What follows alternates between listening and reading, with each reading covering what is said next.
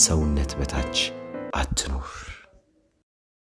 ላይ ስትኖር ዋጋህን ከፍም ዝቅም የምታደርገው አንተ ነህ። ማንም ያንተን ዋጋ ማርከስም ማስወደድም አይችልም። ተራ፣ የተከበረ፣ ተወዳጅ፣ ዋጋ ቢስ ለመሆንህ ድሃ፣ ሀብታም፣ ተሰሚ፣ የሚቀለድብህም ሰው ለመሆን 100% የራስህ ድርሻ ነው። ዛሬ ይህን ቪዲዮ በጥሞና እስከ መጨረሻው ከተከታተላችሁ በሕይወታችሁ ላይ ትልቅ የተባለ ለውጥ ማምጣት ትችላላችሁ። ቪዲዮውን ሰብስክራይብ፣ ላይክ በማድረግ ጀምሩት። ዛሬ ዋጋችሁን ውድ የምታደርጉበትን 5 ዘዴዎች አሳያችኋለሁ። ወደ ቪዲዮ። አንደኛ፣ የግል ነገሮችን ወይም ቀይ መስመርህን ለማንም አታስነካ። ማንም ሰው በሕይወቱ የግል ወይም ማንም ሰው እንዲነካበት የማይፈልገው የሕይወት ክፍል አለ። ታዲያ ይህንን የሕይወት ክፍልህን ወይም ድንበርህን ሰዎች ሲጥሱት በቀላሉ ተመልክተ ዝም ማለት ከጀመርክ ነገ ከነገ ወዲያ አንተ ልትቆጣጠረው ወይም ልትመልሰው የማትችለው ንቀትና መስመር መተላለፍ ልታይ ትችላለህ። ስለዚህ ሁሌም ቢሆን ድንበርህን ወይም ቀይ መስመርህን አታስደፍር፣ አታስነካ። ባለቤቱን ካልናቁ አጥሩን አይነቀንቁ አይደለም የሚባለው? ይህን በደንብ አስታውስ። ሁለተኛ፣ መገኘት በሌለብህ ቦታ አትገኝ። አንዳንዴ የምንገኝበት ቦታ ሕይወታችንን፣ ማንነታችንን፣ ሰዎች የሚሰጡንን ዋና ስፍራ ይወስነዋል። አንዳንዴም ቦታችን ለማንነታችን ሌላ ማንነትን ይሰጠዋል። ተራ ቦታ ላይ ተገኝተ ውድ ለመሆን መሞከር ቂልነት ነው። ምንም ያህል ምድር የሚለውጥ ዳይመንድ ዋጋውን በማያውቁት ሰዎች መካከል ቢገኝ ያው ከሚያብለጨልጭ ድንጋይ ያለፈ ተግባር አይኖረውም። አንተም በውስጥህ ያለውን አለኝ የምትላቸው እምቅ ብቃቶች፣ አቅሞች በቦታው ላይ እስካልሆነ ድረስ ሁሌም ርካሽ ነህ። ስለዚህ ዋጋችሁን በሚመጥን ማንነታችሁን በሚስተካከል ቦታ ላይ ለመኖር ለመቆየትና ለመገኘት ወስኑ። ያኔ ዋጋችሁን ውድ ታደርጋላችሁ፣ ትፈለጋላችሁ።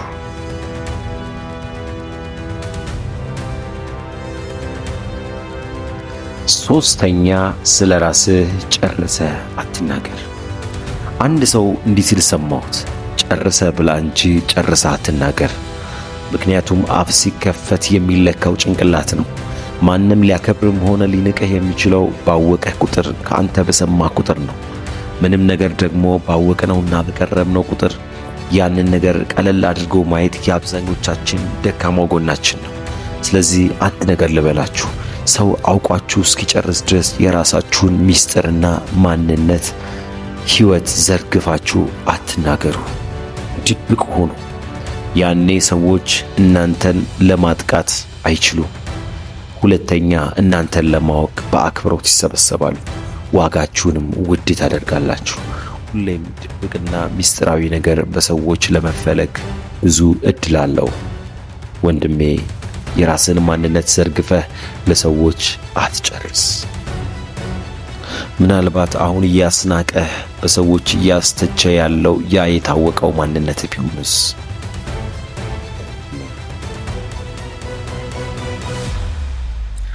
አራተኛ፣ የቁም ነገር ሰው ሁን። ሁልጊዜ ቀልድ ስታበዛ ማንነትህ በዛው ልክ ሰዎች ይለኩታል።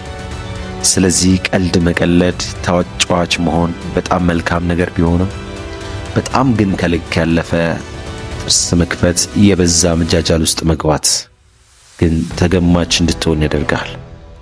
ስለዚህ ቆጠብ በል፣ ኮስተር በል፣ ቆፍጠን በል። 25% ፈገግታ፣ 75% ቁም ነገር ይኖረህ። ያኔ ሰዎች ያከብሩሃል፣ ዋጋህንም አታረክስም ማለት ነው። አምስተኛና የመጨረሻው፣ ገቢህን ለማንም አታሳውቅ። ወዳጄ፣ ገቢህን ስታሳውቅ ሰው የተባለ ፍጥረት በገቢ ልክ ነው ማንነትህን የሚለካው። ይንቀሃል። ስለዚህም ገቢህን ፈጽሞ ለማንም አታሳውቅ። ውድ የቻናሌ ቤተሰቦች፣ ለዛሬ ይዤላችሁ የመጣሁት ትምህርቴን ይመስላል። በቀጣይ እንድሰራላችሁ የምትፈልጉትን ሐሳብ በኮሜንት ሴክሽን ላይ አስቀምጡልኝ። በተጨማሪም ከነዚህ 5 ነጥቦች ውስጥ እናንተ የትኛውን እንደምታሟሉ በኮሜንት ሴክሽን ላይ አስቀምጡልኝ። የእናንተው ምርጥ ቻናል ኢንስፓየር ጄኔሬሽን። ምን ያህል በሕይወት ደስተኛ ነህ? ምን ያህል በራስ ትተማመናለህ? ምን ያህል አቅምህን ተጠቅመሃል? ምን ያህል ሰዎች ያከብረዋል? ሕይወትህ የተራ ወይስ የውድ ሰው ሕይወት ነው? ሰዎች ስለ አንተ ተናገሩ ቢባሉ ምን ይላሉ? የአንተ የመኖርህ ትርጉም ምንድን ነው? አንተ አንድ ቦታ ላይ በመኖርህ ምክንያት ምን ልዩነትን ትፈጥራለህ? እነዚህን ሁሉ ጥያቄዎች በሙሉ በራስ መተማመን ለመመለስ ከተቸገርክ ይህ ቪዲዮ ላንተ ነው። ራሳችንን እየዋሸን ከምንኖርበት ዓለም ወጥተን በተለያዩ ልብስና ጫማ በተለያዩ አርቲፊሻል ነገሮች ተከበን የውስጣችንን ህመምና ብሶት ደብቀን ከምንኖርበት ተራ ማንነት የሚያላቅቅ ከልብ የሚያነቃቃ ወደ ተግባር እንድንገባ የሚያደርግ በአይነቱ ልዩ የሆነ ትምህርት ነው። እስከ መጨረሻ እዩት፣ ታተርፉበታላችሁ። ለዚህ አስተማሪና አነቃቂ ቻናል አዲስ ከሆናችሁ ሰብስክራይብ፣ ላይክ፣ ሼር በማድረግ ቤተሰብ ይሁኑ። የስኬት የመጀመሪያው ቁልፍ አሁን ያለንበትን የእድገት ደረጃ በትክክል መገንዘብ ነው። አቅምህን እየተጠቀምክ ያለበትን መንገድ ያለውን ውጤት በየትኛው ደረጃ ላይ ነው የሚገኙት የሚለውን ማወቅ ግዴታ ነው። በድንቅ ወይስ በተራ? በተለያዩ አጋጣሚዎች ያስተዋልኩት በጣም ብዙ ሰዎች አሁን የሚደረገው በእንቅስቃሴው ያገኘ ያለው ውጤትና ተአምር መስራት የሚችል አቅሙን እየተጠቀመ ያለበት ደረጃ ተራ መሆኑን ነው። አብዛኛው ሰው ድንቅ አቅሙን ተራ በሆነ መንገድ በመጠቀም ተራ ሰው ይሆናል። ተራ ሰው ድንቅ የሆነ አቅሙን ተራ በሆነ መንገድ በመጠቀም ተራ ውጤት ያገኛል። ተራ ሰው ተራ የሆነ ሐሳብ ያስባል፣ ተራ ስራ ይሰራል፣ በተራ ችግር ይማራል፣ ተራ ገቢ ያገኛል፣ ተራ እድገት ያገኛል። በአጠቃላይ ተራ ሕይወት በመኖር ተራ ሞት ይሞታል። ከዚያም ተራ የቀብር ስነ ስርዓት ይፈጸምለታል። ድንቅ የሆነው ሰው ግን ልክ እንደ ተራ ሰው በተለያዩ ችግሮች ቢፈተንም ድንቅ ሐሳብ በማሰብ ድንቅ ስራ በመስራት ድንቅ መፍትሄ በመፈለግ ድንቅ ገቢና እድገት በማግኘት ድንቅ ሕይወት በመኖር ድንቅ ሞት ይሞታል። ድንቅ የቀብር ስነ ስርዓት የሚፈጸምለታል። አሁን ዋናው ቁም ነገር ተራ ወይም ድንቅ የቀብር ስነ ስርዓት የሚፈጸምለት ሰው መሆን አይደለም። ዋናው ቁም ነገር ተራ የሆነ የሕይወት ስርዓት እየመራህ አለመሆኑን፣ በድንቅ የሕይወት መስመር ላይ የተጓዝክ መሆኑን ማረጋገጥ አለብህ። ድንቅ ሰው የቀብር ስነ ስርዓቱ የሚያምርለት ውድ የሆነ የሬሳ ሳጥን ውስጥ ስለተቀበረና የሚያምር የመታሰቢያ ሐውልት ስለተሰራለት ሳይሆን ፈጣሪ የሰጠውን አቅሙን ሁሉ አሟጦ መስራት የነበረበትን ሁሉ በሙሉ ብቃት ሰርቶ ሲያልፍ ነው። በዚህች ዓለም በሕይወት እያለህ የምትሰራው ስራ ድንቅ ከሆነ ብትሞትም አትሞትም። አንተነትህ ሰዎች ውስጥ የሚቀመጠው በአካል ገጽታ ሳይሆን በሕሊና ረቆ ነው። አብረውን ያለውን ያህል የሚሰሙን የዳሰስናቸው ሁልጊዜም የምናውቃቸው እነሱም የሚያውቁን የሚመስሉን ብዙ በስጋ የተለዩን ሰዎች አሉ። በዓለማችን ላይ ድንቅ ስራ የሰሩ ድንቅ ሰዎች አሁንም በስጋ አብረውን ባይኖሩም አይምሯቸው ውጤት ያለው ታሪካቸው ላይ ነውና ፍጹም አይረሱም። ተራ ሰው ግን አይደለም ሞቶ ኖሮ መታወሻው እንደ መስቀል ወፍ በአንድ ዓመት ነው፣ እርሱም ድንገት ከታወሰ። ተራ ሰው ከተራ ምሽጉ እስካልወጣና የድንቅ ኑሮ ውስጥ እስካልገባ ድረስ አይደለም በዓለም አቀፍና በሀገር አቀፍ ደረጃ ቀርቶ በቤተሰብና በመስሪያ ቤቱ እንኳን መታወሻው በአካል መገኘቱ ብቻ ነው የሚሆነው። እኛ ሰዎች ድንቅ ሆነን የተፈጠርን ነን። ድንቅ ሆነን በመገኘት ድንቅ ለሕይወቱ ለመኖር ታዲያ ለምንድን ነው ብዙ ሰው ድንቅ ማንነቱን ጥሎ ተራ ሰው የሚሆነው? ምክንያቱም ተራ መሆን በጣም ቀላል ስለሆነ። ድንቅ መሆን ቀላል ነገር አይደለም። በነፃም አይገኝም፣ ዋጋም ያስከፍላል፣ መስዋዕትነትም ያስጠይቃል። ተራ ሰው ልክ እንደ ድንቅ ሰው ሁሉ ድንቅ ሕይወት መኖር ይፈልጋል። ነገር ግን ለድንቅነት የሚከፈለውን ዋጋ መክፈል አይፈልግም። ተራ ሰው ድንቅ መሆን ይጀምራል። ከዚያም ትንሽ ከበድ ሲለው ተስፋ ይቆርጣል፣ እጁን ይሰጣል፣ ወደ ተራ ሕይወቱ ይመለሳል። ተራ ሰው ዛሬ የሚባል ቀን የለውም። ተራ ሰው ከነገ ጀምሮ ድንቅ ሆናለሁ ብሎ በመፎከር ጠዋት እንዲቀሰቀሰው የማንቂያ ደውሉን ሞልቶ ይተኛል። ምሽቱን መሽቶ ሌሊቱን ነግቶ ጠዋት መንቂያው ሰዓት ደርሶ የማንቂያው ደውል ሲደወል የማስተኛ ሰበብ መፈለግ ተመልሶ ይተኛል። ዛሬ ጠዋት ያለው ብርድ ኃይለኛ ነው፣ እኔ ደግሞ ብርድ አይስማማኝም ይመኛል። ሌላው ቀኑ ጨለማ ነው፣ ኧረ አሁን መነሳት አልችልም፣ በጣም ይደብራል፣ 5 ደቂቃ ብቻ ልተኛና ከዚያ እነሳለሁ ብሎ ከራሱ ጋር ሰበበኛ ጋር በመመካከር ተመልሶ ይተኛል። እስከሚረፍድ ድረስም እንቅልፉን ያጣጥማል። ከዚያም የሆነ ነገር ሲከሰከሰው ብንንድ ብሎ ይነሳና በሩጫ የተለመደ ሕይወቱ መግባት ይያያዘዋል። ተራ ሰው ተቻክሎ ምናልባት መያዝ ያለበትን ዕቃ በቅጡ እንኳን ሳይዝ ከቤቱ ይወጣል። ከዚያም ከቤቱ ሲወጣ የመንገዱ ጭንቅንቅ ትራንስፖርቱ የውሃ ሽታ ይሆንበታል። ከቤቱ የወጣበት ሰዓትን አንስቶ አገልግሎት ለማግኘት በሚሄድበት ቦታ ሁሉ ወረፋ፣ ግርግር፣ መጋፋት አያጣው። ተራ ሰው ተራ ሰዎች በሚነሱበት ሰዓት በመነሳት ተራ ሰዎች ከሚወጡበት ሰዓት በመውጣት ጠዋቱን በወረፋና በጭቅጭቅ በግርግር በመጋፋት ነው የሚጀምረው። ለምንድን ነው ግን ተራ ሰው ከቤቱ ሲወጣ ሁሌ በወረፋ በግርግር በጭቅጭቅ መንገዱን የሚጀምረው? ምክንያቱም ሌሎች ተራ ሰዎች ከቤታቸው በሚወጡበት ሰዓት ስለሚወጣ ነው። ድንቅ ሰው ግን አስቀድሞ ከመኝታው ተነስቶ የአካል ብቃት እንቅስቃሴ አድርጎ ገላውን ታጥቦ ቁርሱን በልቶ የቀን ውሎውን አቅዶ ተራ ሰዎች ከእንቅልፋቸው ከሚነሱበት ሰዓት ቀድሞ ይነሳል። ተራ ሰው እንደተለመደው የግፊያ ሩጫውን ጨርሶ አረፋፍዶ የሥራ ቦታው ሲደርስ ዛሬ ስለምንድን ነው ያረፈድከው ተብሎ ሲጠየቅ የተለያዩ ከሰኞ እስከ ቅዳሜ የሚያገለግሉ ምርጥ ሰበቦችን በመጠምዘዝ ማሳበብ ያደርጋቸዋል። ዛሬ እኮ መንገዱ ዝግ ነበር፣ ትራንስፖርት አልነበረም፣ በዓል ስለሆነ ቶሎ ማለፍ አልቻልኩም፣ መኪናዬ መንገድ ላይ ተበላሽታብኝ ነው፣ ልክ ስለወጣ ስል እንግዳ መጣብኝ፣ ሰው ታሞብኝ ነበር የሚሉ ሌሎች ሰዎችን በመደርደር ቀኑን በሰበብና በማማረር ይጀምረዋል። ከቤቱ ቁርስ በልቶ ስለማይወጣ በትንሽ ጊዜ በኋላ ሹልክ ብሎ ቁርስ ፍለጋ ይሄዳል። የሚፈልገውን አገልግሎት ካላገኘ ደግሞ እዚያ ጋር ቆይቶ ተሰቃየን፣ ቁርስ እንኳን በስርዓቱ የሚበላ ይጥፋ እያለ ማማረሩን ይቀጥላል። ሰው ግን ቁርሱን በጠዋት ቤቱ በልቶ ስራውን በቃት ይጀምራል።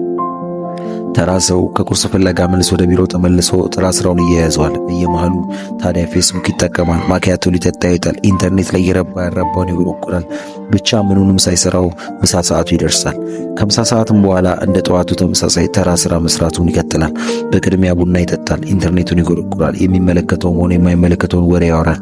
ከዚያም ሙሉ ቀን እንደሰራና እንደደከመ ሰው ለእረፍት ለመዝናናት ከጓደኞቹ ጋር ይገናኛል። በተለመደው መገናኛ ቦታ ጊዜውን አሳልፎ ቤት ሲገባ ደግሞ የእርሱ መምጣት በጉጉት የሚጠብቀው ቴሌቪዥን በመቁነጥነጥ አይኑን ያሳየዋል።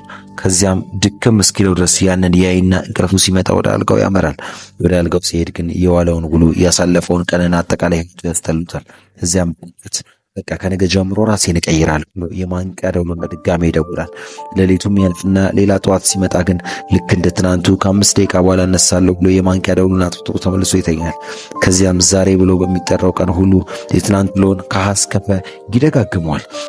ተራ ሰው ከዚህ ዓለም ለ70 ዓመታት ቢኖር የእውነት 70 ዓመታት አይኖርም።